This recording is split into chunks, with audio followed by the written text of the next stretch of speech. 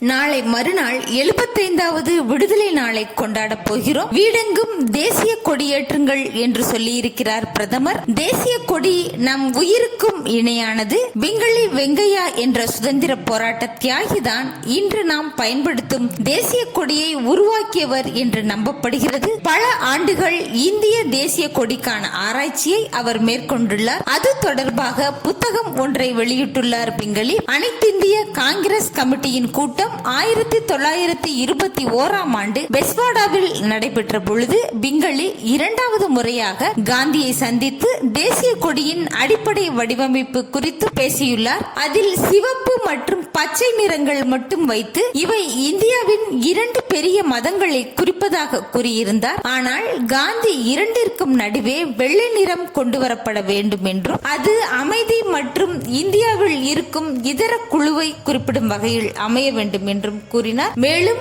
அதன் மையத்தில் ராட்டை வைக்கப்பட்டு இந்தியாவின் வளர்ச்சியை அது குறிக்க வேண்டும் என்றும் கூறினார். 1931ஆம் ஆண்டு கராச்சியில் நடைபெற்ற காங்கிரஸ் மாநாட்டில் மூவர்ண கொடி நம் நாட்டின் தேசிய கொடியாக ஏற்றுக்கொள்ளப்பட்டது. 1947ஆம் ஆண்டு ஜூலை 22ஆம் தேதி இந்திய அரசியல் சாசன சபையினரின் கூட்டம் நடைபெற்றது. அன்றைய ஆலோசனை கூட்டத்தில் சுதந்திர இந்தியாவிற்கான தேசிய கொடியை முடிவு செய்வது பற்றிய பேச்சு முதன்மையானதாக இருந்தது. இந்திய தேசிய கொடி சம அளவுள்ள அடர் காவி, வெள்ளை மற்றும் அடர் பச்சை ஆகிய 3 நிறங்களால் அமைக்கப்படும் என்றும் அதன் வெள்ளை பக்கத்தில் நீல நிறத்தில் சார்நாத்தில் அமையப்பட்டிருக்கும் அசோகர் தூணில் பொறிக்கப்பட்டுள்ள சக்கரம் பயன்படுத்தப்படும் என்றும் அறிவிக்கப்பட்டது. கொடியை பற்றிய பல்வேறு முக்கிய அம்சங்கள் பேசப்பட்டு இறுதியாக இந்திய தேசிய கொடி ஆகஸ்ட் 16ஆம் தேதி 1947ஆம் ஆண்டு செங்கோட்டையில்